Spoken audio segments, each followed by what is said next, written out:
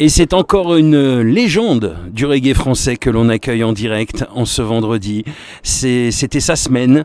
Monsieur Féfé Typical est avec nous. Bonsoir.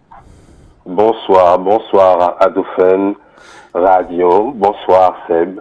Très content d'être avec vous ce soir. Un vrai kiff, un vrai bonheur pour nous aussi.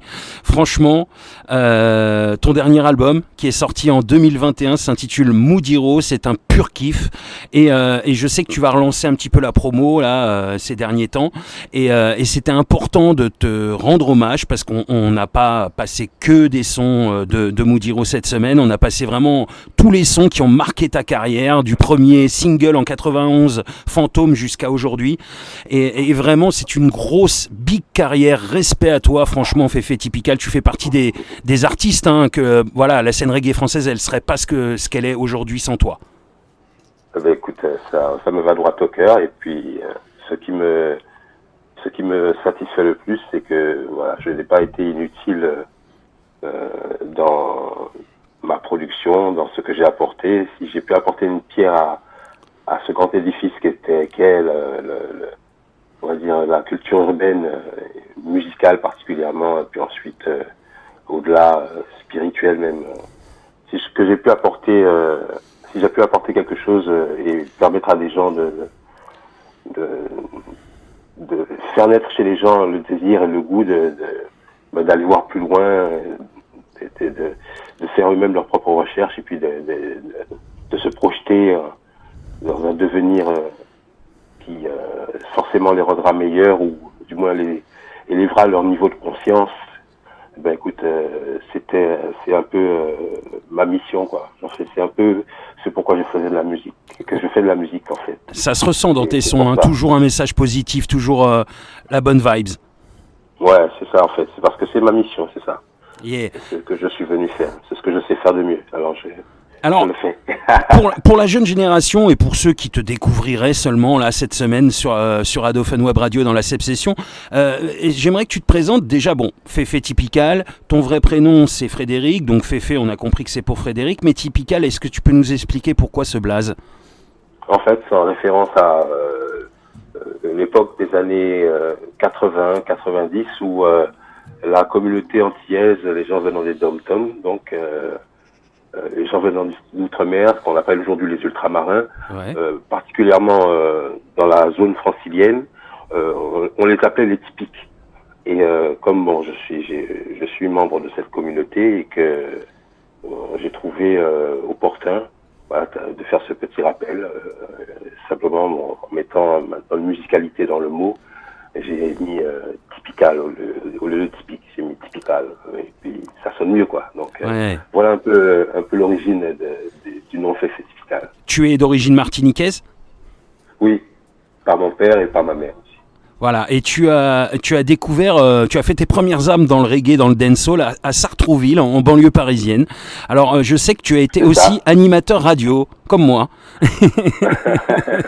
Bah oui, en fait, la radio, en fait, c'est vraiment le média par lequel, voilà, c'est le média qui m'a amené, si on peut dire, à toaster, D'accord. À communiquer sur la musique. Ensuite, oui, j'ai eu la chance à cette époque. Bon, j'étais toujours au lycée, mais j'avais justement un camarade de classe qui était aussi animateur radio dans cette petite radio justement.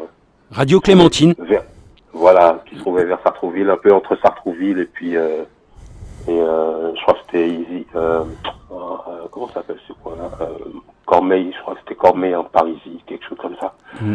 Mais en tout cas, cette radio-là avait un module de 10h à minuit. Ouais. C'était strictly reggae music. Strictly reggae music et en plus c'était il y avait beaucoup de dancehall, enfin dancehall. C'était plutôt on va dire ragamuffin mais vraiment à l'époque du Robadob, c'est-à-dire les King Yellow, les Sassafras, ouais, on est fin des années 80 là. Hein. Voilà, exactement. Ouais. Et donc voilà, j'ai commencé par faire des petites animations, et puis Je toastais aussi un petit peu. Donc ça a été vraiment là où je me suis confronté à un micro et Oui. à une audience. La première fois, avant d'avoir fait les sound systems. Exactement, vraiment, vraiment. Avant d'avoir même eu connaissance même des sons de système, ouais. C'était vraiment par un heureux, j'allais dire hasard, mais il n'y en a pas vraiment. L'hasard n'existe pas, mais on va dire qu'à cette époque de ma vie, il était écrit que ce serait la porte par laquelle je rentrerais justement dans le système du son. Voilà. Mais la suite, voilà, t'es rentré dans une sound system par la suite, fin des années 80, aux côtés de Naughty et de Tonton David en plus, Naughty, Tonton David. Voilà, fondateur. En fait, nous sommes la formation naturelle, on va dire, d'un petit groupe de gars qui partageaient le même délire commun, qui était de toaster sur la musique. Ouais. Et qui avions un ami aussi commun, qui était le sélecteur Polino, qui avait une collection de Trojan et de Coxon. Il était vraiment dans l'époque années 70 anglaise et jamaïcaine. Donc lui c'était les Trojan, Treasure Isles, tout ça. Bon, c'était et sur certains de ces 45 tours là, il y avait des phases B. Donc on venait répéter chez lui. Au départ, on était juste des gars qui avaient le même délire, et puis à un moment, il y a cette bonne idée qui a jailli du milieu de nous de nous grouper et puis de faire comme nos aînés qu'on avait vu, des Pablo Master, Daddy Hut, tout ça, qui avaient leur sonde, le Youthman Unity, pour ne citer que lui, et il y avait aussi le Kwame Nkrumah à ces époques. Enfin, il y avait quelques sons de militants. Et nous nous sommes dit, créons notre propre son, et ça a donné le Polino Hi-Fi. Le Polino Hi-Fi, voilà, aux côtés de Naughty et Tonton David, quand même, en vous réunissant, il savait pas que vous alliez avoir une carrière aussi belle derrière. Voilà, franchement, les trois, vous avez eu une carrière énorme, donc c'est incroyable de vous avoir déjà réunis à cette époque-là. Il a senti le talent que vous aviez quand même. Écoute, on va dire que c'était oui, il faut rendre à David ce qui est à David. C'est vrai que c'est de lui que, en fait, l'idée, on va dire, est d'un commun accord. Mais c'est vrai qu'il restait quand même le meneur, celui qui était déjà dans la projection de nous faire jouer dans des endroits, tu vois. C'est David qui nous a trouvé notre première date. D'accord. En fait, ouais. Et oui, c'est vrai que en plus, c'était comme je dis, on n'était pas vraiment des pionniers dans ce truc-là, puisqu'il y avait déjà des sons avant nous, mais c'est pour notre génération. Pour notre génération, on était vraiment, on va dire, un collectif, un son de système de jeunes qui avaient une vision assez, on va dire, enthousiaste, mais pas enthousiaste au sens, je veux dire, un peu naïf. C'est que on savait on avait compris que c'était un puissant véhicule de transmission de transmission et de partage. Le son de système. Tu vois, parce que le son de système, c'est comme, je veux dire que le son de système a ce côté social où il rassemble les gens de diverses communautés autour de cette musique, tu vois, et ça crée des échanges, tu vois, des rapprochements qui en fait ne sont pas, si on peut dire, mis en place par la société elle-même, tu vois. La société dans sa construction, si on peut dire, est faite d'un, comment on pourrait appeler ça, d'un kaléidoscope de communautés qui sont tous là ensemble, mais elles sont un peu livrées à elles-mêmes et en fait, soumises à, on va dire, à l'ordre étatique, qui est de respecter les lois de la France, mais sinon on n'essaye pas véritablement de d'intégrer ces sociétés, plutôt ces communautés, pour qu'elles puissent s'émanciper et s'épanouir au sein de la société. Elles restent quand même des sous-communautés. Voilà. Et c'est donc bon, je suis un peu je me suis un peu égaré un petit peu, mais voilà, le sound system, c'est un endroit qui permettait justement de briser ces barrières. Il y avait tout le monde qui pouvait, voilà, tout le monde était, tout le monde, toute culture, voilà, tout le monde était. Culture, tu vois, ouais, absolument, c'est ça. Ça pouvait même, on pouvait même, comment dirais-je, dépasser les clivages, si on dépassait les clivages ethniques, sans doute. Oui, on dépassait aussi les clivages religieux, hein, parce que tu avais des gens de toute confession qui écoutent du reggae, qui venaient écouter du reggae dans les sons de système. Yeah. Toute confession. Tu pouvais même trouver des gens d'Hare Krishna qui venaient des fois devant pour écouter. Tu pouvais trouver toutes sortes de personnes. Et je trouve qu'encore aujourd'hui, les seuls concerts qui rassemblent toutes les générations, toutes les cultures, toutes les ethnicités, etc., c'est le reggae. Ouais, mais ça c'est indéniable, parce qu'en fait c'est sa nature profonde, en fait. C'est que le reggae est vraiment une vibration qui est universelle. C'est vraiment quelque chose qui veut dire par sa sincérité. C'est une musique qui flotte, si je puis dire, sur des valeurs qui sont élevées et qui tire les gens, on va dire, de façon mystique, mais toujours vers le haut, toujours dans une positivité. T'as pas de, comme dit la parole de Marley, tu vois, quand la musique te frappe, elle fait pas mal, tu vois. C'est ça qui est bon avec cette musique-là. Et c'est pour ça, en fait, que le reggae a ce statut aujourd'hui, et que des hommes comme Marley sont connus dans les recoins même du monde. Dans le monde entier, oui. Complètement. Ouais, complètement. Alors, il y a eu donc le Polyno Hi-Fi et aussi le Stentol ensuite avec Daddy Mori, MC Janik, Jamaic. Voilà, qui est une continuité, en fait, si on peut dire, des années, on va dire 3 ans après, la continuité du Polyno Hi-Fi, qui en fait a subi, si on peut dire, deux changements de nom. Alors du Polyno Hi-Fi, c'est passé au Hi-Fight, c'est devenu le Hi-Fight. Et du Hi-Fight, quand Hi-Fight, bon, c'est terminé. Il y a eu quelques années qui sont passées, et puis en 80, on va dire 1991, le Sound System Stantal a été formé. Ouais. Alors là, c'était un collectif un peu plus, on va dire, complexe au sens de richesse, dans la diversité. Dans la diversité, voilà. Ouais. Ouais, on était sept là, tu vois, 7 MC. Donc c'était du lourd.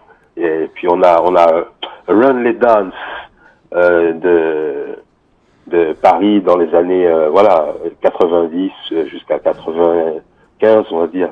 Ouais. Et la principale on va dire force du Polyno Hi-Fi, c'est que c'était un juggling song. Yeah. Et on était aussi doué pour le clash. Hein. On était doué pour le clash, tu vois.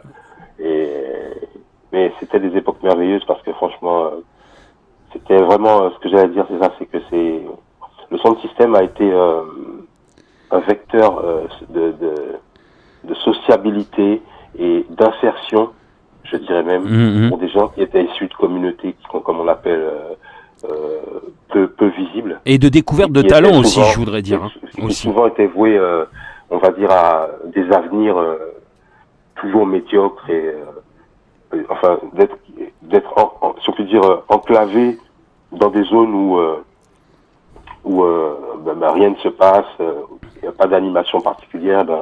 Le sound system dans ces endroits-là, c'est créer un petit paradis, tu vois, au milieu de cet enfer urbain, tu vois, que sont les banlieues, qui étaient les banlieues pendant un temps, tu vois. Voilà. Et ça a apporté beaucoup de paix.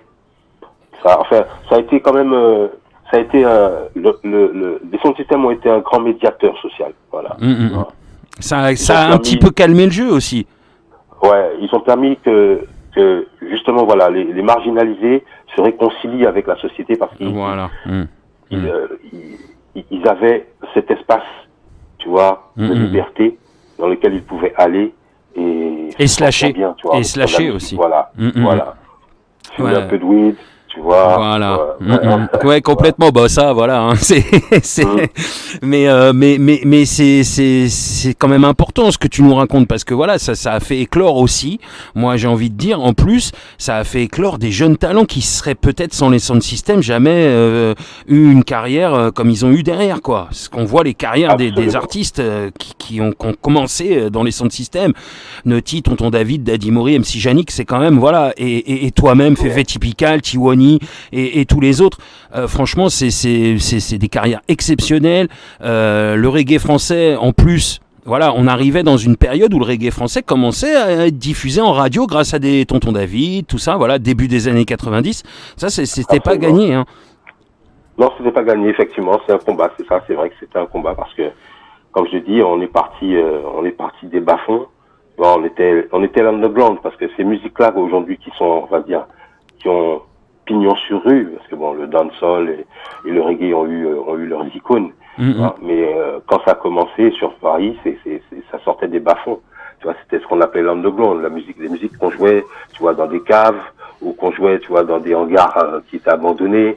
Tu vois, un peu comme les block parties aux États-Unis, comment les block parties ont commencé. Tu vois, c'était des trucs, on va dire, illégaux. Tu vois, tu prends l'électricité sur le truc de l'immeuble, tu vois. Bon, c'est des trucs montés de toutes pièces, mais comme les radios pirates qui se faisaient à l'époque dans les caves. Ouais, voilà. Exactement. Ouais. Voilà.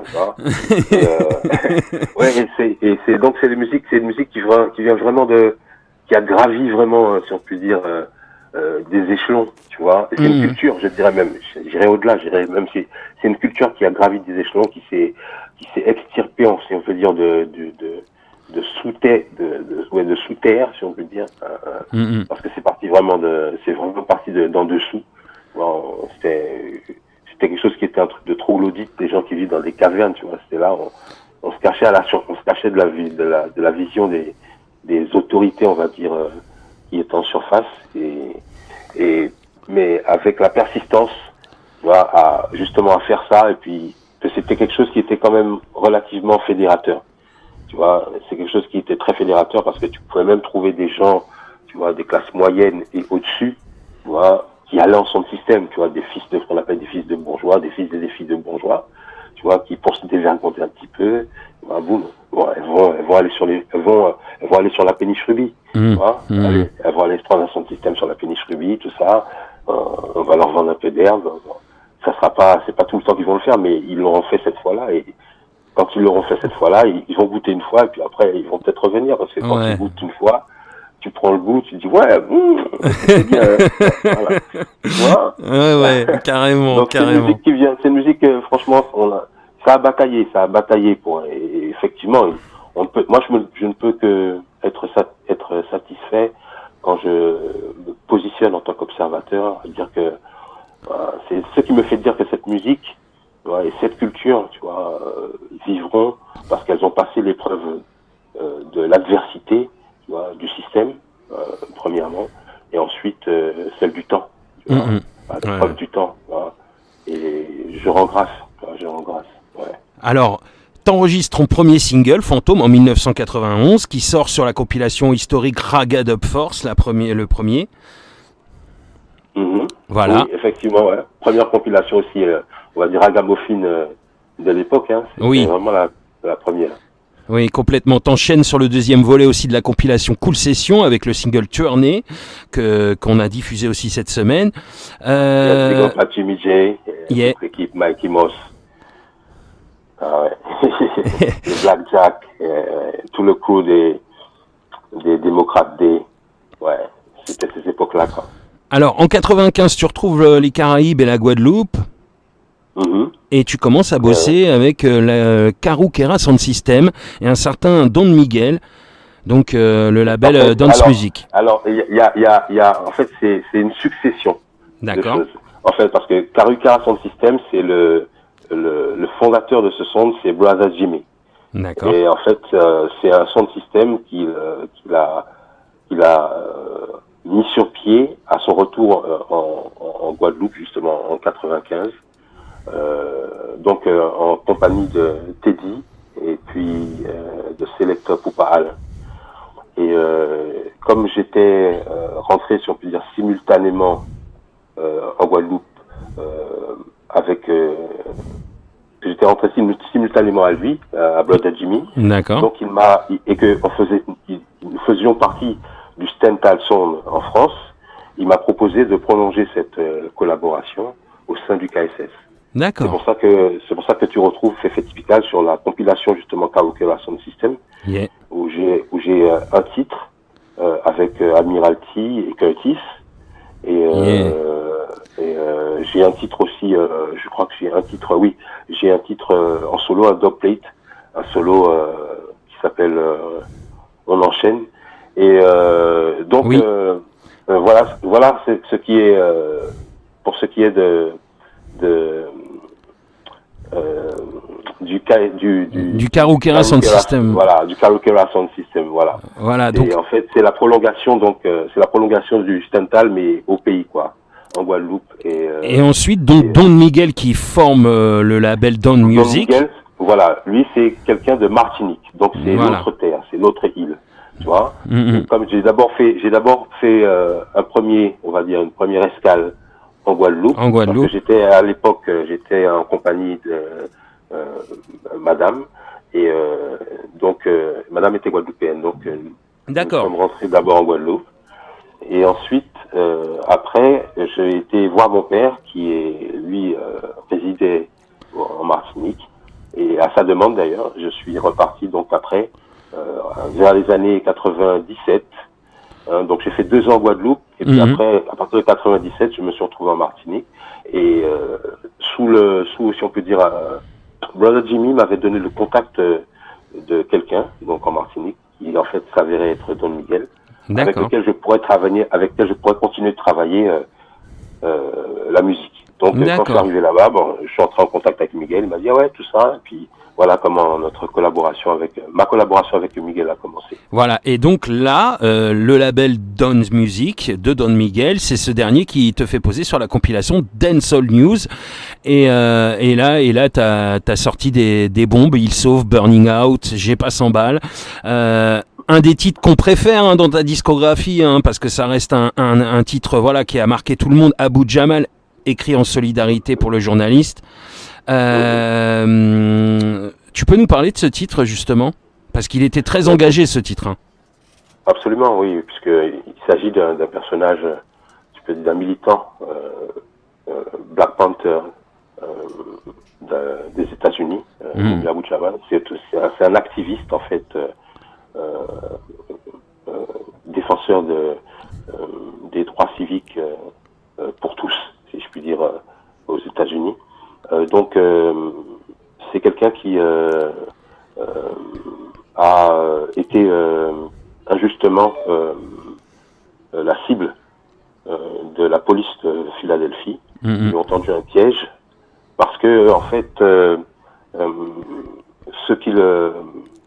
le pouvoir que Mumia Abu Jamal avait, c'était pour faire un résumé, Mumia Abu Jamal est un personnage à la hauteur des Malcolm X et des Stokely Carmichael. C'est-à-dire ce sont des Ray Newton, ce sont des penseurs, des Martin Luther King, voilà, des penseurs de la révolution noire, tu vois. Oui. Et en tout cas des gens qui poussent leur communauté à une certaine réflexion, aussi à une certaine compréhension de leur situation et de ce qui est les causes des problèmes. Et ensuite, c'est quelqu'un qui prend des partis. Il était, si on peut dire, un des porte-parole du mouvement, du Move 9, le mouvement du Sir John Africa. Et il prenait cause et défense de ce mouvement qui était en fait un mouvement panafricaniste, si on peut dire, avant l'heure. Et en tout cas dans la société, dans la communauté noire américaine de l'époque, c'était effectivement un mouvement qui était totalement tourné, qui était assez, très même afro-centré.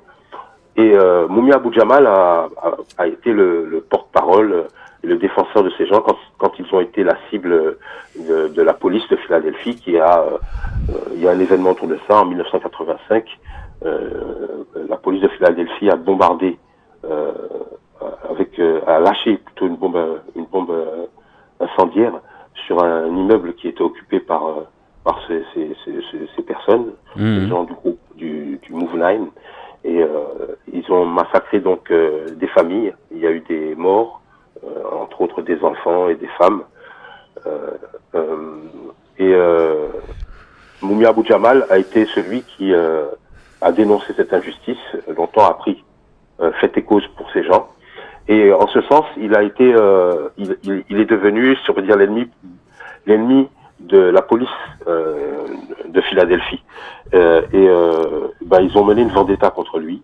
Ils lui ont tendu un piège et dans ce piège visait à faire que il soit condamné à mort pour l'assassinat d'un policier.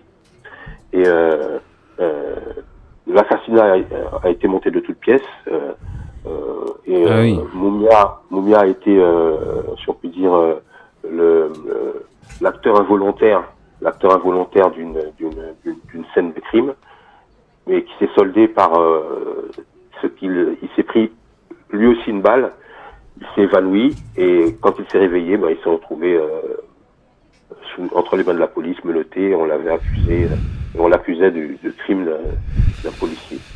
Et j'ai entendu parler de ce cas. Et après, ce qui est aussi important, c'est que pourquoi Mumia Abu Jamal, c'est que Mumia Abu Jamal, ce qui m'a le plus surpris dans ce monsieur, c'est son charisme, sa force de caractère, parce que c'est un homme qui, donc, ayant été condamné à mort, donc étant dans les couloirs de la mort aux États-Unis, les couloirs de la mort, ce sont des sections dans les prisons de haute sécurité américaines où le prisonnier est isolé dans une cellule qui fait à peine 3 mètres carrés, lequel il ne reçoit plus de visite, il est coupé du monde, il voit même pas la lumière du jour, et il attend simplement le jour où on ouvrira sa grille pour qu'on l'amène sur la chaise. Ouais. Donc Mumia a vécu dans ces conditions de détention pendant 28 ans, plus de 20 ans, une trentaine d'années. Et jamais, dans tous les écrits qu'il a produits, parce que même en prison, il continuait d'écrire, il continuait de manifester, dans tous les écrits qu'il a produits, jamais il ne s'est plaint. Il s'est jamais plaint de ce qui lui arrivait, parce qu'en fait, il se servait de son cas pour montrer le système de 2 poids 2 mesures de la justice américaine. Et ça lui permettait en fait de mener un combat à l'intérieur même, tu vois, du système carcéral. Il menait un combat contre ce système carcéral. Et tu vois, le mec, c'est ça qui était impressionnant. Tu vois, et c'est ça qui m'a impressionné dans ce bonhomme. Et donc, j'ai eu la bonne inspiration de choisir le bon rythme, le rythme de Sizzla, The Word. Et puis j'ai fait tourner l'instru. Je me suis assis. À cette époque, j'étais en Martinique, dans la rue Moreau de Jones, avec madame. Et puis j'ai fait tourner l'UDIM. Je me suis assis et j'ai écrit. Et ça a donné Mumia. Voilà. Et c'est toujours en soutien. C'est pour faire valoir que dans notre communauté, il y a encore des freedom fighters et des gens qui sont prêts à mourir pour défendre leur cause et pour faire valoir leurs droits. Et ça, c'est puissant, quoi. Très puissant, franchement, et voilà, moi ça m'en met des frissons quand tu racontes, c'est très très puissant même. Donc j'enchaîne quand même, voilà, il y a eu ta rencontre avec Tiwani ensuite, parce que ça c'est important. Absolument. Aussi. Oui, effectivement, c'est autour de ces années-là d'ailleurs, c'est dans les années 97, 98. 96, voilà, 96, à partir de 96, je crois qu'en 1996, on a fait notre première collaboration sur le morceau Une pensée, qui était sorti sur une mixtape que Tironi faisait à l'époque. Et puis c'est suite à ce morceau que nous avons décidé de prolonger notre collaboration. On a créé ce duo Double Trouble. Ouais, voilà. Voilà. Et de ce duo, ce duo a produit 2 fruits. cet arbre-là, il a produit 2 fruits qui ont été le Double Trouble Express, le premier album. Et Double Trouble Révolution ensuite. Voilà. Donc ça, c'est donc sur, ça fait, on va dire, 8 ans de collaboration à peu près avec Tyranny. 8 ans de collaboration où nous avons... Quel mélange entre vous? Fait de la musique. On a fait des sons de système, on a fait de la musique, on a enregistré des titres. C'est la même époque. On travaillait beaucoup avec Strike Addy aussi. Oui, voilà, c'est ce que j'allais dire. On a produit pas mal, excuse-moi, Pardon. On a produit pas mal de comment on appelle ça, de titres, on va dire, phares. Phares, oui. Parce que il y a eu le duo avec Tyranny, mais il y a eu le trio avec Tyranny et Strike Addy, qui a vraiment marqué le public à l'époque, début des années 2000. En plus, toi, tu as été demi-finaliste en 2003 et champion de France des Sound System en 2004, faut quand même le dire. Et juste avant de sortir justement Double Trouble Revolution, le deuxième projet avec Tyranny. Et parle-nous de ces titres phares, faut qu'on soit fort. Ça c'est un titre incontournable qui a tourné en radio à l'époque, qui a cartonné partout. Absolument. Bon, moi j'appellerais ça c'est un hymne si on peut dire du mouvement reggae français. Du reggae français, c'est carrément, il a ce statut. Et puis c'est donc une belle idée de Strike Addy sur laquelle il nous a invités, Tyranny et moi. Mm-hmm. Et nous avons. Il se trouve que ce qui est le plus extraordinaire, c'est que nous n'avons pas enregistré ensemble le morceau. J'ai eu l'occasion de poser. Ronnie a posé après, et puis Strika il a posé après encore. Et donc, mais il se trouve que finalement, cette construction, cette façon de construire le morceau, c'est ça qui a créé sa force, sa magie, parce qu'en fait, chacun avait l'occasion de pouvoir bien consommer la partie de l'autre, tu vois. D'accord. Pour pouvoir produire le couplet qui soit le plus en osmose, et pour que la chose aille toujours en crescendo, que la vibe soit toujours en montant, il y a une constance dans la vibe, tu vois. Et c'est pour ça que le morceau il est resté jusque là, parce que non seulement au niveau de ce qu'il dit, le message qu'il apporte, bon, tout le monde s'y retrouve. Ah oui, complètement, et même encore aujourd'hui, c'est encore d'actualité, et encore plus même, je dirais même aujourd'hui, ce titre-là, quand on l'écoute aujourd'hui, il nous parle, je pense qu'il parle aussi à la jeune génération, parce qu'il est d'autant plus d'actualité, et ce titre-là, c'est un hit incontournable, je veux dire, du reggae français, quoi. Mais complètement, c'est voilà, je me lasse pas de l'écouter ce titre, parce qu'en plus il y a une espèce de positivité, de combat, quoi. Que malgré tout ce qu'il arrive, il faut rester fort.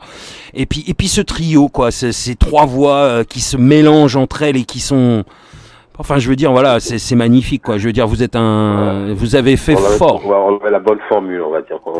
Il y avait la bonne alchimie. Oui, complètement. Des fois, si on peut dire, des fois, tu vois, c'est cosmique. Des fois, les étoiles s'alignent comme ça, et puis elles créent un phénomène. Bon, c'est ponctuel, mais ça existe quand même, et je pense que c'est ce qui s'est passé dans notre cas.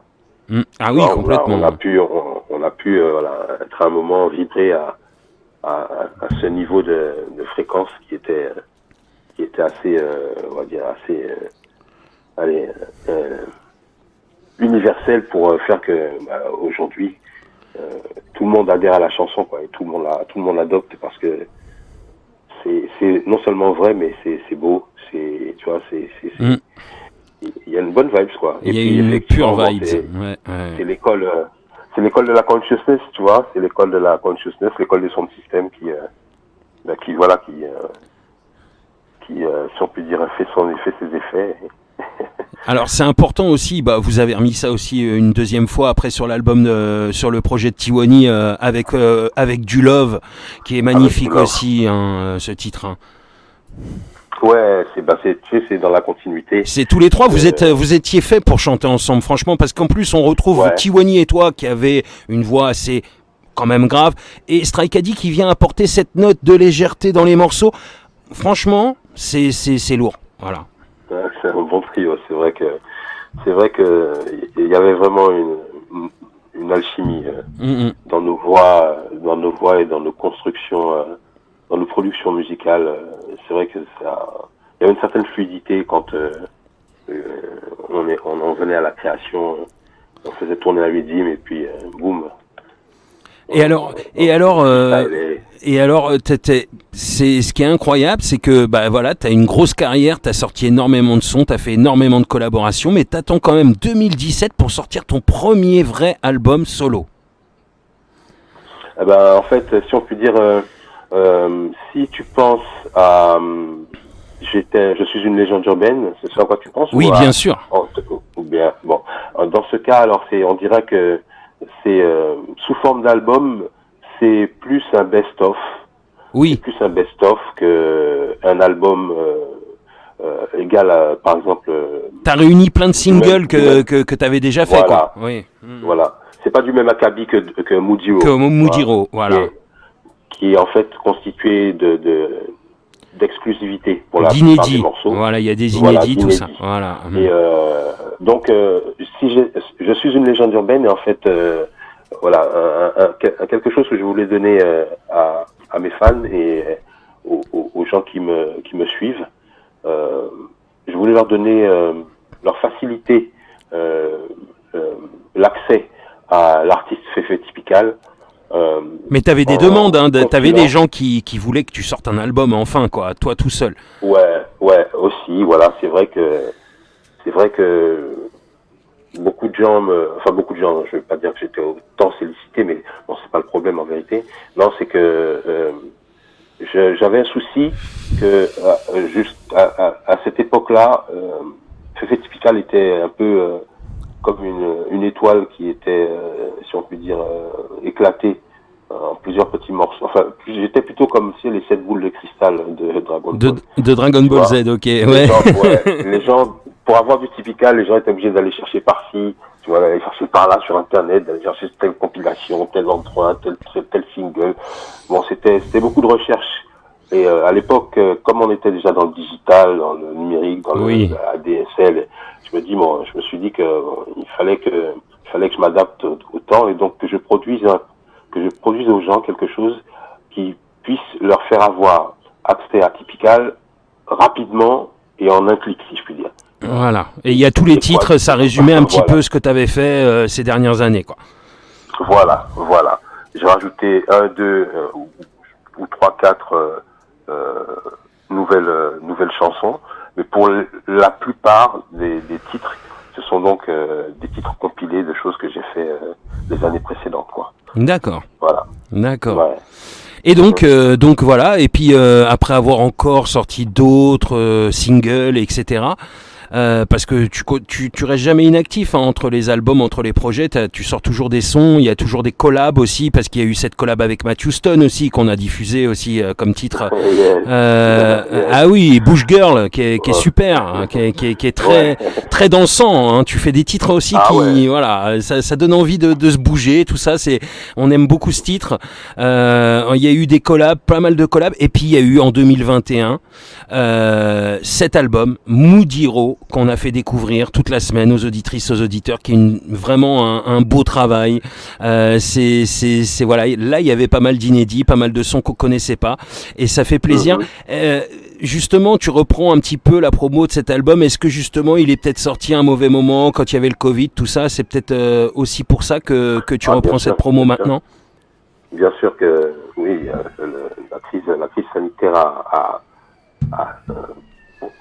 complètement arrêté tout le business, si on peut dire, artistique. De disques. Voilà, artistique aussi, voilà, de façon plus ample. Donc c'est vrai que ça a été, si on peut dire, un gros obstacle à la sortie en fait de l'album. Mais il y a aussi le fait que il se trouve que quel que soit l'accueil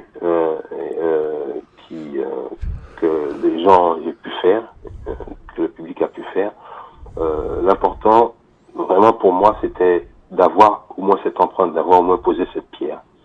C'est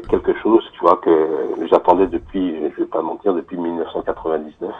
Ouais. À l'époque où je travaillais avec Don Miguel, qui était le premier à m'avoir dit que on allait réaliser, on va réaliser ton album, Féfé. Bon, et vous voyez que j'ai attendu, voilà, on est en 2021, on était en 2021 quand j'ai commencé, donc j'ai beaucoup attendu. Et quand le moment s'est présenté, quand l'occasion s'est présentée, il fallait que ce soit là, il fallait que ce soit fait. Donc c'est même si le contexte, la conjecture était difficile, mais vous savez, bon, quand vous avez, on va dire, le moment de l'accouchement pour un artiste, tu vois, c'est comme pour une femme enceinte. Au moment de l'accouchement, quand ça vient, quand les contractions commencent, il faut libérer. Si tu essaies de résister, de garder ça, tu vas beaucoup souffrir pour rien. Il faut libérer. Oui. Donc j'ai libéré, et puis donc il faut rappeler que je n'ai pas fait ça tout seul. Hein. Je suis en coproduction avec DJ Caprison, bien sûr. Ouais. Il y a aussi Guial qui a produit un instru sur le morceau, sur l'album plutôt. Mais donc voilà, effectivement, Moody Raw, et ça, si on peut dire, ma carte d'identité, c'est l'album solo de Féfé Typical. Voilà, ouais. Le premier. Le premier vrai album solo, c'est celui-là pour toi. C'est celui-là, voilà, oui. C'est l'authentique, c'est celui dans lequel je produis, je développe des thèmes qui sont, si on peut dire, compris dans un ensemble, mais ça reste homogène dans le parcours. Quand les gens écoutent la musique, il y a une évolution que j'espère qu'ils comprendront, qui est sensible, qui est le témoignage de ma maturité, tu vois, dans cette musique. J'ai commencé effectivement en 1991. Ma première proposition d'album était en 1999, mais depuis j'ai fait un parcours. Et aujourd'hui, en 2021, ce sont, si on peut dire, toute la cristallisation de toutes ces expériences que j'ai vécues au long de mon parcours, qui influencent et teintent la couleur de l'album. C'est-à-dire qu'en fait, si les gens écoutent les chansons, ils découvriront quelque part le mystique Féfé Typical, le vrai Féfé Typical. Ouais, l'observateur, le penseur, celui qui philosophe aussi. Voilà. Et puis un album où tu réunis les trois styles sur lesquels tu aimes poser, c'est-à-dire le reggae, et puis le dancehall et le hip-hop. Donc voilà, tu réunis ces trois styles-là sur cet album, c'est ton identité, c'est tes influences, c'est toi, quoi. C'est ça, exactement, absolument. Voilà, c'est un beau résumé de ça. C'est exactement ce que tu dis. C'est vraiment ça. Et voilà, je pense que j'ai posé ma pierre à l'édifice. Maintenant, je laisse, si on peut dire, à l'appréciation des gens, puisque en fait, nous créons, mais après que nous avons créé, ce que nous avons créé, le fruit de nos efforts, appartient au peuple, si je puis dire. Il nous quitte comme un enfant à un moment quitte le foyer familial, il nous quitte et puis il se tourne vers le monde et puis il devient du monde en fait. Il devient la propriété du monde quelque part, le monde s'en empare. Quoi. Et voilà, donc c'est comme ça. Et Moody Raw, ça veut dire quoi en fait, Moody Raw? C'est la contraction de deux mots anglais, moody, ça vient du mot mood. J'ai simplement mis un Y en fait, mais bon, là on a mis un I, mais en fait c'était un Y. D'accord. Et raw, et l'autre mot c'est raw, F-A-W, qui je crois veut dire brute, matière brute, des choses comme ça. D'accord. Et donc, et c'est aussi, Moody Raw, c'est le nom que j'utilisais en tant que singer quand j'étais dans le sound system qu'on appelle Stental. D'accord. Et voilà. Et donc Moody Raw, c'est l'alter ego de Féfé Typical, c'est le singer, c'est celui qui chante. Féfé Typical toast et Moody Raw chante. Et donc là, c'est un album où les gens, quand ils l'écouteront, ils verront que mon style est très chanté. Je toast en chantant. J'ai pas mal de mélodies dans ma voix et dans mes textes. Je ne suis pas dans une monotonie. Moi, j'utilise des mélodies, je monte, je descends. Ah oui, oui, justement, c'est ce que j'allais te dire. Quand on écoute l'album du début jusqu'à la fin, on s'ennuie pas. C'est complètement, voilà, on part dans des horizons différents. On kiffe quoi le son de l'album, vraiment. Hein. Vraiment, on s'ennuie pas, on a envie de l'écouter jusqu'au bout, puis on met ça une deuxième fois et puis on se met dedans et c'est vraiment voilà encore un gros album, voilà reggae français et c'est pour toi ton premier vrai album solo et donc c'est un vrai honneur encore plus pour moi de le faire découvrir aux auditrices et aux auditeurs. Voilà, relancer la promo en 2023 aujourd'hui, c'est important pour toi et t'as peut-être des projets aussi de le défendre sur scène maintenant que tu relances cette promo? Absolument, bien sûr. J'ai des dates qui se proposent, donc dont je ne peux pas parler pour l'instant parce que bon, on va dire que c'est en négociation. Mais je tiendrai à Dauphin Radio au courant de mon actualité, d'éventuelles dates. On va relayer ça, t'inquiète. Quand elles seront là, voilà. Ne vous inquiétez pas, je vous oublierai pas. Je serai obligé quelque part de me tourner vers vous, parce que je sais que vous êtes des bons clients, donc on kiffe vraiment vous trotter. Vraiment ce que tu fais, c'est un gros travail. Je voulais juste qu'on revienne sur quelques sons de l'album et puis surtout te poser la question qui fâche. En général, c'est une question que les artistes n'aiment pas, mais il y a quelque chose derrière, donc c'est important. Voilà, je vais te poser cette question avant de parler des sons un peu plus. Voilà. Si tu avais un titre aujourd'hui de cet album Moodiro que tu aimerais mettre en avant, mais aujourd'hui plus que les autres, ce serait lequel? Si tu avais un titre là que tu avais envie de mettre en avant plus que les autres, ce serait lequel? Ouais. Justement, c'est une question que je m'étais posée parce que je me disais avec la rentrée, là je pense que un petit single, c'est ça, ouais, c'est ça, non? Ouais, ça aurait été, ce serait une bonne idée. En tout cas, c'est quelque chose qui me trottait dans la tête. Il était question que le morceau Les Pyramides soit très beau morceau d'ailleurs. Voilà, j'allais en parler. Voilà, le prochain single.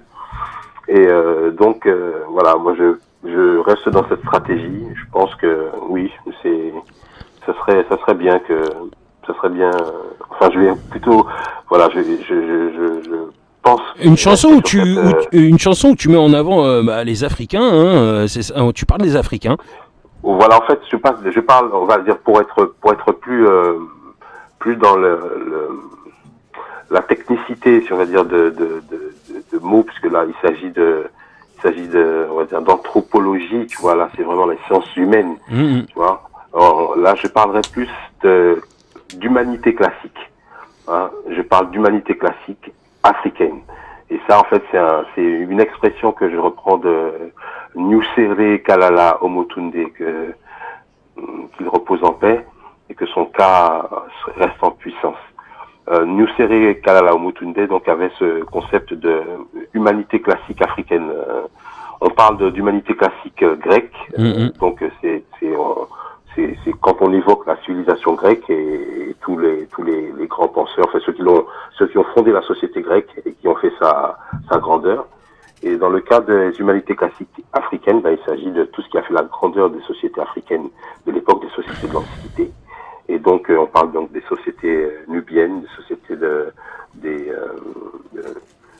d'Éthiopie, mais l'Éthiopie de l'époque était, on va dire, se trouvait dans la zone du Kenya, le Soudan, tu vois, c'était le sud. Ouais. Que ce sont dans ces zones que, si on peut dire, les premières humanités sont apparues. Donc, à l'aube de l'humanité même, c'est dans ces régions-là, dans cet endroit-là, sur ces terres-là, donc sur ce continent-là, que les premiers humains sont apparus. C'est la terre-mère. C'est pour ça qu'on dit la terre-mère. Voilà. Hein. On parle du berceau de l'humanité. Le berceau de l'humanité, la terre-mère. Tout ça. Les Égyptiens particulièrement, donc, sont une des civilisations qui ont occupé ce grand continent et qui ont produit, au niveau justement civilisationnel, des choses qui marquent, sur lesquelles reposent toutes les civilisations qui ont suivi depuis la civilisation grecque jusqu'à les Romains. C'est pour ça que tu dis dans le morceau, ils ont construit les pyramides, hein. Voilà, absolument, parce que les pyramides en fait ne font que symboliser l'implication, on va dire, le sous-entendu que pour construire ces pyramides-là, il faut une certaine connaissance, il faut une certaine science, donc et que cela correspond donc c'est l'image toute inverse de ce que l'Africain après l'esclavage et la colonisation a de lui-même. Les Africains colonisés, les Africains dominés, selon le concept de Fanon, hein, les Africains dominés ont dans leur mentalité le concept que ils sont inférieurs. Parce que c'est ce qu'on leur a martelé dans la tête. Voilà, c'est ce qu'on leur a dit. Pendant des temps. Voilà. Et quand tu dis à ces gens, quand tu dis à ces frères et sœurs qu'ils ont construit des pyramides, même pour eux c'est choquant. Ouais. Alors ça l'est encore plus pour ceux qui leur ont lavé le cerveau et les ont programmés pour qu'ils disent que en fait ils n'ont pas de culture et que leur histoire commence à partir de l'esclavage, des gens comme Nicolas Sarkozy, tout ça. Voilà. Bon, pour cela, c'est difficile, voilà, même de comprendre ce concept que non, vous avez un passé historique qui a été grandiose. Les civilisations dont se revendiquent certaines personnes ne sont pas les leurs, mais les vôtres. C'est vous qui donc vous n'êtes pas du tout les sous-citoyens, les sous-êtres qu'on vous a dit pendant des années. Voilà. Donc ça casse quelque part. C'est ce qu'on appelle briser les chaînes mentales. Tu vois, c'est comme ça. Voilà, donc cette chanson-là, elle rentre dans Eh bien, écoute, cette perspective. Voilà. C'est un beau message et ce titre-là, moi, je le kiffe vraiment. Ça fait partie de mes coups de cœur et on va le rentrer en playlist dès lundi sur Radio Fun Web Radio. Donc voilà, c'était la finalité du truc en général. Voilà, c'était important Moi, j'aime bien poser cette question-là parce que sur le moment, des fois, l'artiste, il a vraiment envie de mettre un titre en avant plus que les autres et c'est important. Donc ce titre-là rentre en playlist dès lundi. Donc voilà, c'est cool. Super. On va l'écouter tout le temps et on va voilà, il va continuer à tourner.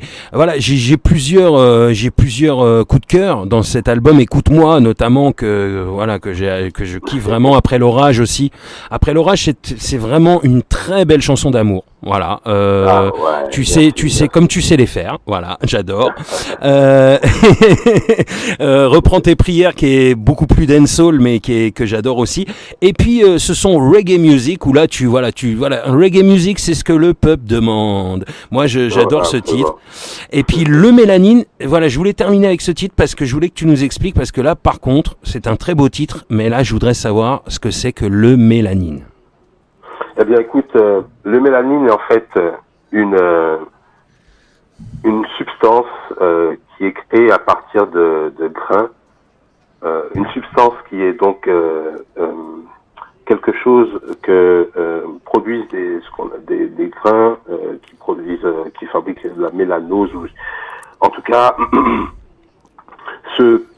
quelque chose, cette petite particule qui est dans on va dire la peau des personnes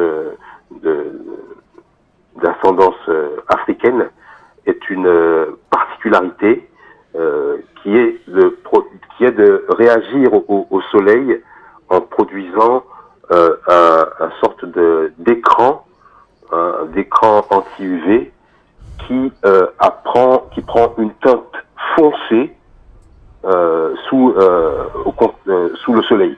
D'accord, et qui protège en fait du soleil en fait, du coup. Voilà. Et dans les latitudes où les premières humanités sont apparues, cette mélanine, en fait cette eumélanine était cette particule qui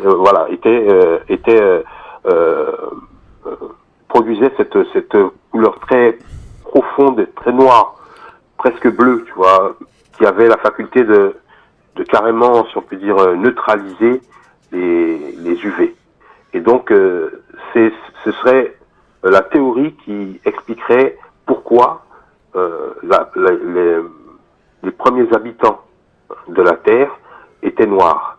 C'est parce que, comme ils sont apparus dans des zones où le soleil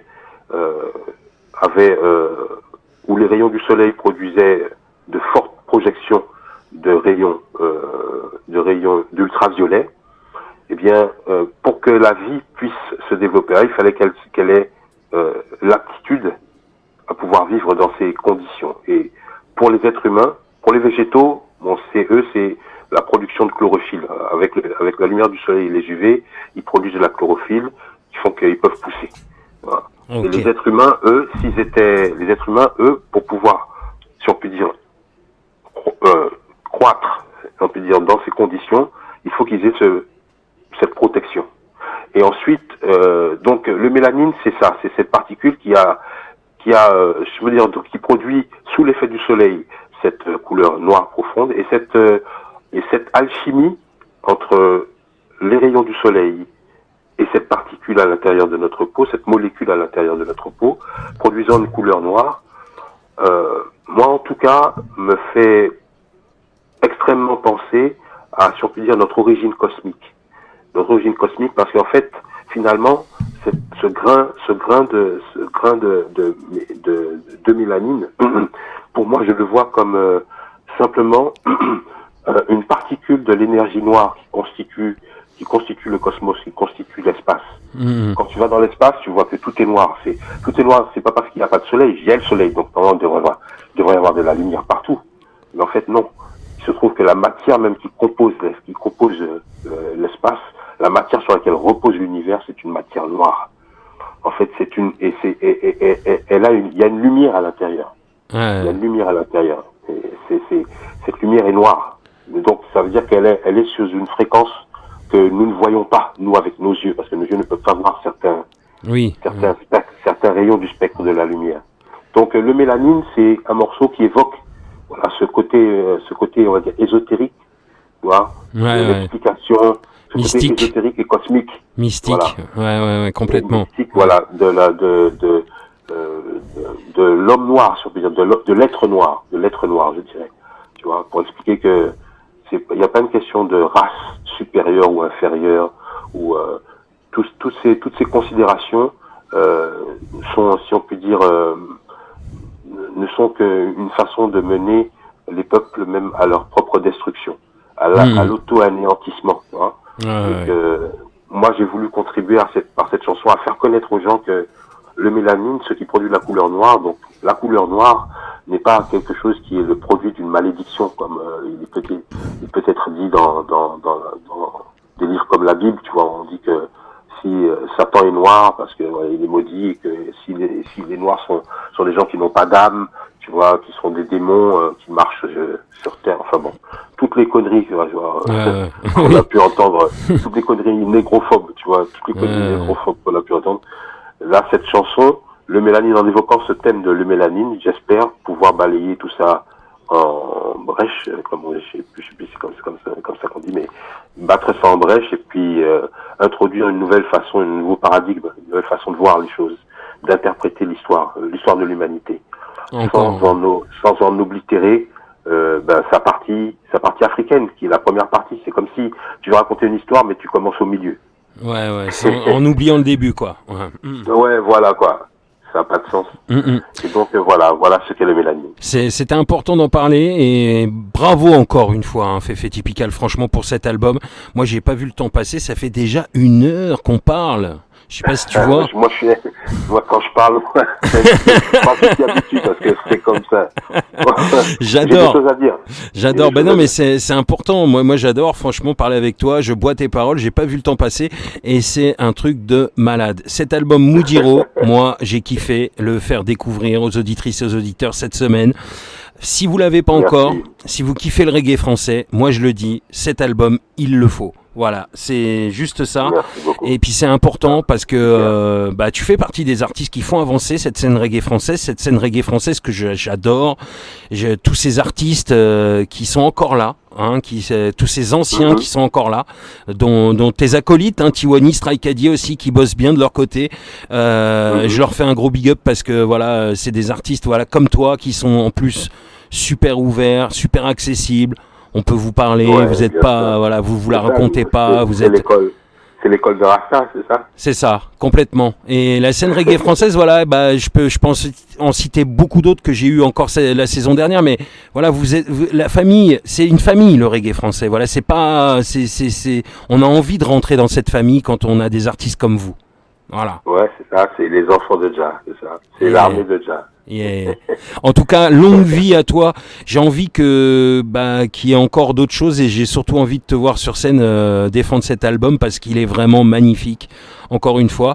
Merci pour cette sollicitation. Écoute, souhaitons que les maths ancestrales répondent favorablement à tes attentes et puis d'ici, je l'espère très bientôt, voilà, pour t'annoncer quelque chose. Au moins dans la zone francilienne ou bien en banlieue. Et on peut le retrouver. Typical sur scène. On peut te retrouver partout, hein, sur les réseaux. On peut te retrouver. Ouais, sur les réseaux, sur Facebook, ma page Frédéric Eugénie. Vous me trouvez en tant que typical, Féfé typical sur Instagram ou typical Féfé. Vous pouvez, les deux orthographes vous mèneront au même individu. Yeah. Et vous pouvez aussi me trouver sur TikTok aussi, Typiquality. Donc voilà, en gros, voilà, suivez-moi sur les réseaux ou bien à la radio Adofun. Ouais, Adofun Radio. Ouais, oui, on continue à diffuser parce que ça fait déjà, voilà, depuis 2 ans qu'il est sorti cet album, on a rentré des titres en playlist, hein, faut le savoir, que Reggae Music a été le dernier titre à être rentré en playlist, mais qui avait déjà Écoute-moi depuis un petit moment, et puis le son, évidemment, avec Matthew Stone qui était rentré à l'époque quand il est sorti, faut qu'on soit fort, qui est aussi en playlist, qui est déjà rentré en playlist plusieurs fois, enfin voilà, qu'on diffuse dans les moments où on diffuse les souvenirs, voilà, parce que c'est les titres cultes du reggae français, comme voilà, je le compare aussi beaucoup ce titre à Yanis Odua avec Rouge Jaune Vert, tu vois, voilà, c'est devenu vraiment des antiquités, je trouve même pas les mots, quoi. C'est des titres. C'est des classiques. C'est des gros classiques du reggae français, des gros classiques. Voilà. Ils représentent vraiment la scène reggae française, ces titres-là. Voilà. Ouais. C'est vrai que les époques, si tu regardes bien, ils ont tous été faits à des époques très rapprochées. Très rapprochées, quoi. Tu vois. Fin des années 90, début des années 2000, c'était vraiment le moment où le reggae français a explosé, avec les Pierre-Paul Jacques, avec les Taïro, avec tous ceux qui ont rejoint un petit peu les jeunes à cette époque-là, qui ont rejoint les anciens. Mais c'est vraiment, ça a explosé complètement à cette époque-là. Ouais, absolument. Bon, on peut dire que c'est là, à la suite on va dire, de la mini-révolution sociale de la Zulu Nation. Yeah. Voilà, on va dire que si la Zulu Nation était une comète, tu vois, on va dire que le mouvement ragamuffin et le hip-hop, tu vois, étaient dans la queue, quoi. Tu vois, ils étaient dans la queue et quand ils sont passés, ils sont sortis aux États-Unis, ils sont passés sur les États-Unis, après ils sont passés sur l'Europe. Voilà comment on a été impacté. Il y avait tout ça dedans, et puis nous on a récolté ça, quoi. On a récolté le reggae, le ragamuffin, les sons de système, Puis ça a fait du bien parce que le reggae, ça se cantonnait à l'époque à Bob Marley, je me rappelle, et puis justement ça a fait découvrir le reggae avec des messages en français, voilà, à la métropole. La métropole, elle a kiffé parce que justement elle comprenait les textes, parce qu'il y avait un message, parce qu'il y avait quelque chose. Et je trouve que justement le fait de chanter du reggae en français, ça a ouvert énormément de portes, non? Tu penses? Ouais, c'est vrai, à l'évidence, c'est vrai.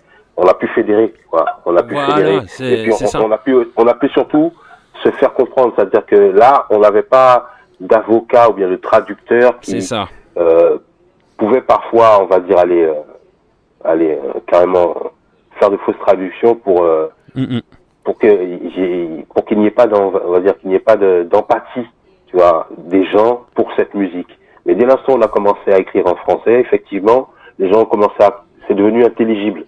Les gens ont pu comprendre que mais en fait, les gars, ils disent des trucs. Là, il y avait autre chose derrière. Voilà, ça vaut la peine qu'on les écoute. Et à partir de là, ils ont pu faire confiance. Et donc, ça a forcément, ça a permis que le reggae ne soit pas simplement un phénomène de mode. Tu vois, que les sons de système, même si, malheureusement, en France, les sons de système, elles se sont un peu éteintes. Ouais, voilà. Tu vois, c'était un phénomène de mode. Mais ce que je déplore d'ailleurs, mais sinon en dehors de ça, pour la culture urbaine et particulièrement le dancehall, le ragamuffin, bon, on est toujours là, quoi. Tu vois. C'est ça. Il y a de la survivance, quoi. Et c'est important que les anciens comme toi, voilà, soient toujours là, justement. C'est ce que je disais à Tiwani la dernière fois, et c'est ce que je redis à chaque fois. C'est important, ça, vraiment très important. Et cet album, voilà. C'est un album qui fait justement, qui a cet effet-là, qui donne envie encore d'écouter du reggae français, justement. Voilà. Écoute, merci pour le reggae français, et puis je dirais le reggae francophone francophone, oui, complètement. Pour être plus, parce que c'est quand même, je parlerai pas de sentiment anti-français. Hein. Mais je suis quand même, j'ai quand même, par rapport à. T'as une culture antillaise, africaine aussi. À l'actualité, l'actualité actuelle, l'actualité plutôt politique, géopolitique actuelle. Je dirais que français, je peux pas me sentir fier d'être français, tu vois, quand je vois je comprends. Ce que fait le président, tu vois ce que je veux dire. Tu vois, j'ai cette nationalité, mais là, je souffre un petit peu dans mon cœur de me dire, mais les gars, non, c'est pas bien ce que vous faites, c'est pas bien. Là, c'est le moment où tu peux pas revendiquer la nationalité française. Donc moi, je suis un afro-descendant déjà d'une, et ensuite. Oui, puis francophone, ça regroupe. Voilà, ça regroupe les pays francophones, et là pour le coup, c'est pas que la France. Voilà. Et là, ça regroupe aussi les pays d'Afrique francophone et le reste, les Antilles et voilà. Donc non, mais c'est important. C'est vrai que c'est quand on dit reggae français, reggae francophone, c'est pas compris pareil en plus, hein, c'est clair. Hein, pour le coup, mais pourtant c'est la même chose. Pour moi. En tout cas. Bah oui. Voilà, donc c'est important de le dire, Féfé Typical. Ça parle de la même chose, Ouais, voilà. Et puis, non, mais le reggae chante. Deux aspects, ça décrit deux aspects de la vision, en fait. Pour la politique. Voilà, pour moi, c'est le reggae chanté en français, je dirais même. Parce que c'est plus précis. C'est plus précis. Pour moi, et quand c'est chanté en français, ça parle au peuple. C'est-à-dire au peuple français qui souffre, à ceux qui tes sons les touchent, leur parlent, et c'est ce côté-là du peuple qui est touché par ce son qui est le reggae français, justement, que j'appelle, ou le reggae francophone. Mais en tout cas, c'était important. Mais moi, j'aime bien en débattre avec des artistes comme toi qui tu connais, t'as été dedans depuis tes années. Moi, franchement, même de parler de ça avec toi, c'est un pur kiff, quoi. Voilà. Donc, on a une histoire à raconter, tu vois. C'est que on a vécu le truc, on était en immersion, tu vois. C'est ça. Ça vaut quand même quelque chose, tu vois. Mais carrément. Tu vois, c'est des expériences vécues, tu vois, qui étaient proches de l'aventure. On était des pionniers, tu vois.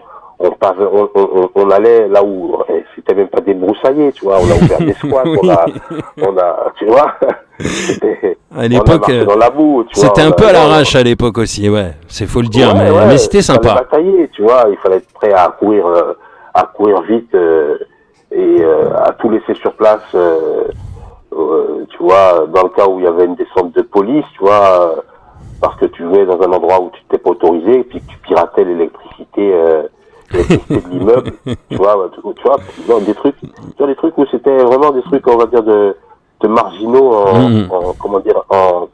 en opposition avec le dogme, tu vois, et c'est en ce sens-là que c'est historique, quoi, donc quelque part, tu vois, la musique, on parle de musique, mais ça correspond à des événements historiques et sociaux, tu vois, qui ont eu lieu en France, tu vois, et c'est en ça que c'est important d'en parler. C'est important d'en parler.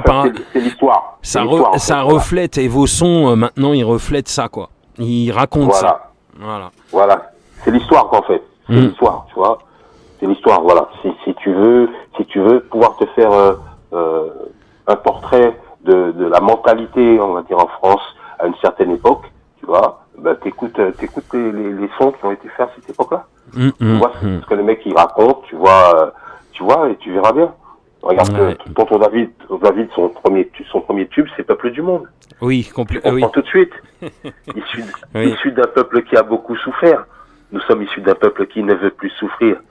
Tu vois. Ah mais c'est une anthologie ça, voilà, oui, mais ça veut, voilà, c'est un message qui, voilà, en 2 phrases, il a tout résumé. Et tu sais, ça c'est une parole qu'il a en fait reprise de l'honorable Marcus Mosiah Garvey, qui dans un de ses discours a dit ceci. Il a dit que tant que un homme il a dit un peuple qui ne connaît pas sa culture est comme un arbre sans racines. Oui. Hein? Et dans ce discours, il disait aussi, nous sommes issus d'un peuple qui a beaucoup souffert. Nous sommes issus d'un peuple qui ne veut plus souffrir, Mais c'est une pensée tout à fait panafricaniste. Ouais. Et il le dit David à un moment, il dit parole de l'honorable Marcus Mosiah Garvey, et à un moment il cite. Oui. Et en fait, donc à cette époque-là, les sons de système, c'est ça qui régnait. Tu vois, c'était Rasta. C'est Rasta qui faisait les sons de système à l'époque. C'était Rasta. C'est des Rasta qui avaient des sons de système, quand tu regardes bien. Et c'est le premier morceau, je crois, de vrai ragamuffin qui est passé en radio. Hein. C'est vraiment, je crois que c'est le premier morceau. Ouais, absolument. Tu vois. Ici, exactement. Mais il est d'abord sorti sur la compilation Rapatitude. Oui, Rapatitude. Ouais. Voilà. Et puis ensuite sur le premier album de David. Voilà. Et c'est sur Rapatitude qu'il a été connu. C'est sur Rapatitude qu'il a pris. Qu'il a explosé, quoi. Que la mayonnaise. Voilà, exactement. Voilà. Tu vois. Complètement. Donc il l'a remis sur son album après, mais il l'avait déjà sorti avant. Et puis le clip tournait à la télé, on voyait partout. C'était le vrai premier titre qui a été passé de ragamuffin francophone à la télé, dans les médias, quoi. C'est vraiment le premier. Absolument. Et c'est quand même voilà, c'est pour ça que j'aime parler de ça avec toi, comme avec King Daddy Yacht, comme avec des gens qui connaissent voilà, les anciens qui connaissent vraiment les fondations de cette musique et des sons de système et du reggae en France. Voilà, c'est important. Voilà. Merci, et puis nous, ça nous fait plaisir d'en parler, parce que tu sais, comme on dit, c'est quand en Afrique on dit que quand il y a un vieux qui meurt, c'est une bibliothèque qui part avec lui. Ouais. Et donc ça veut dire que nous avons une somme de connaissances due à notre expérience, que si nous ne la transmettons pas en échangeant avec des gens comme toi, tu vois, des gens qui sont curieux de connaître et qui veulent surtout aussi faire ce travail de transmission, tu vois, via leurs médias, tu vois, de cette histoire, de cette culture, de cette mouvance. Complètement. Tu vois. Voilà. Donc on va dire que c'est en bonne entente. Que ce que nous faisons, nous le faisons parce que nous avons besoin les uns des autres, tout simplement pour dire que nous avons existé, tu vois, et voilà ce que nous avons fait, et voilà ce que nous vous laissons en héritage. Voilà. Tu vois, et je pense que s'il n'y a pas ces liens intergénérationnels, tu vois, qui sont faits, c'est-à-dire que si on ne raconte pas l'histoire, s'il n'y a pas des anciens qui racontent l'histoire, à un moment l'histoire elle est oubliée, et les erreurs qu'on a faites dans le passé, on les reproduit, parce qu'on a oublié l'histoire. Donc, complètement. Et tu reproduis à chaque fois les mêmes erreurs, comme ça. Et puis après, t'avances pas, quoi. C'est important d'écouter ça. En tout cas, d'écouter ce message-là, c'est très important, même pour les jeunes générations qui nous écoutent, c'est important. En tout cas, merci à toi, Féfé Typical, d'avoir été là, de nous avoir donné ce temps, d'avoir échangé avec nous comme ça. C'est super sympa, c'est vraiment très intéressant, et moi, c'est très enrichissant, et ça m'a appris beaucoup de choses. Et puis, en même temps, on a vraiment découvert qui tu étais à travers tous tes sons, à travers toute ta carrière, toute la semaine dans la Seb Session. Et puis là, on termine la semaine avec toi. On a une vraie discussion, un interview qui devient un échange très intéressant, et c'est super. Voilà, c'est ce que j'aime chez les artistes comme toi. Il y a toujours une good vibes. Ouais, voilà. Allez, le mot de la fin, quelque chose pour terminer cette interview, parce que quand même faut qu'on termine. On est un peu pris par le temps maintenant, donc je te laisse terminer. Féfé Typical. D'ailleurs, on va te demander de nous faire un petit jingle pour la Seb Session, parce que pour diffuser avant tes titres, ce sera sympa. En tout cas, c'est à toi le mot de la fin. D'accord. Écoute, déjà, je salue gracieusement tous les auditeurs de l'émission, ceux qui me connaissent et ceux qui me découvrent, en leur disant que ils sont bienvenus dans le club très fermé, mais qui j'espère va s'ouvrir des amis de Fefe Tipical, et que nous sommes dans ce vaisseau, parce que je considère que je suis le pilote d'un vaisseau, et nous sommes dans ce vaisseau ensemble pour aller vers le haut, en fait, hein. Donc je vous inviterai à faire, je vous donnerai des bons conseils, je vous inviterai donc à faire très attention à ce qui se passe actuellement, la conjecture géopolitique du monde, la conjecture sociétale du monde, enfin sociétale de votre pays. Soyez très attentifs à ce qui se passe. Nous sommes à la croisée des chemins et c'est généralement, c'est là que les grands événements historiques se produisent. Donc cosmiquement, je dirais à tout le monde, soyez attentifs, restez vigilants. Gardez surtout un esprit critique. Ne vous laissez pas abuser par les fake news, les informations alarmistes, mensongères que certains médias pourraient vous produire.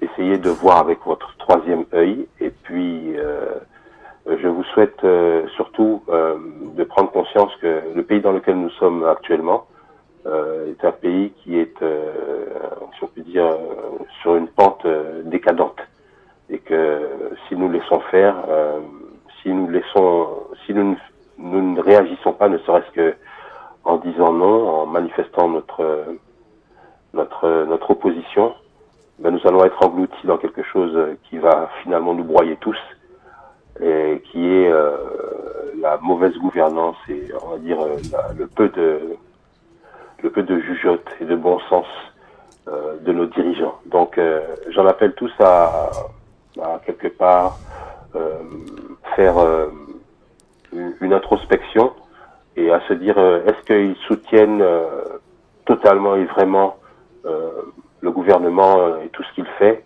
Est-ce que cela va vraiment dans le sens de la totalité du peuple, ou bien seulement dans le sens de petits groupes, d'un petit pourcentage, et qui profite, qui est toujours à l'aise, et que pour les autres il y a beaucoup de négligence. Donc en fait je veux simplement dire aux gens, pensez que vous avez des responsabilités civiques, vous avez des responsabilités politiques, vous êtes dans un pays, c'est vrai que vous élisez le président, mais vous avez aussi le droit de le remettre en question et de le critiquer. Parce que s'il vous entraîne, c'est ce qu'il a fait, il vous entraîne dans une guerre, il vous a entraîné dans une crise économique, il vous a entraîné dans une crise sanitaire. À un moment, il faut savoir dire stop, quoi. Donc voilà, ce sera mon message, parce que l'heure est cruciale, le moment est vraiment crucial. Si on commence pas à vraiment élever un petit peu notre à mener le combat, surtout notre sens de la responsabilité. Tu vois, est-ce qu'on abandonne tout en laissant ça entre les mains de ces gens-là, et puis on dit bon, de toute façon ils veulent notre bien, donc laissons-les faire, on verra bien ce que ça mènera au bout. C'est-à-dire que si on est ce genre de moutons-là, c'est-à-dire qu'on laisse les loups. Oui, dans la bergerie. On laisse les loups nous servir de guide.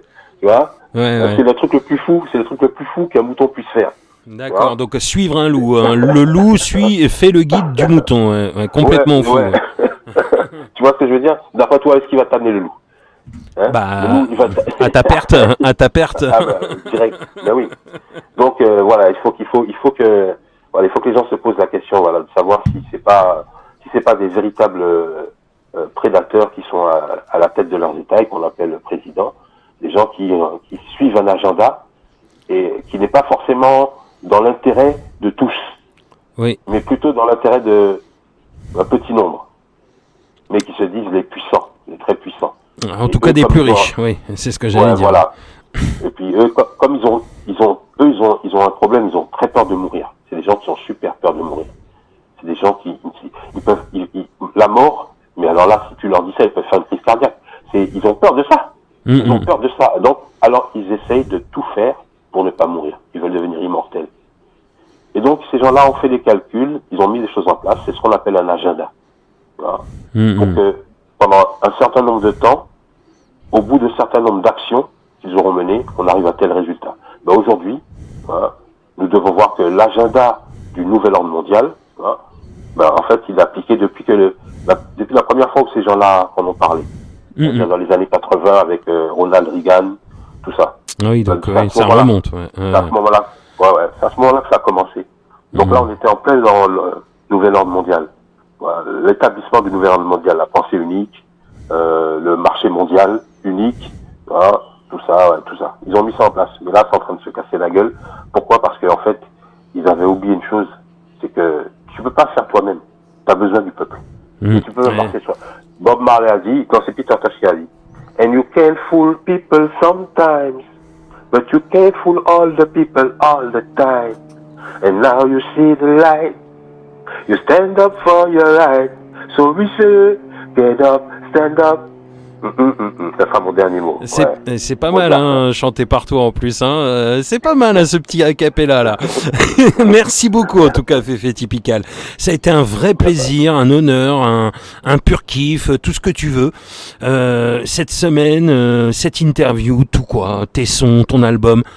Tout quoi. Voilà, cet album s'appelle Moodiro, à se procurer d'urgence, disponible sur toutes les plateformes.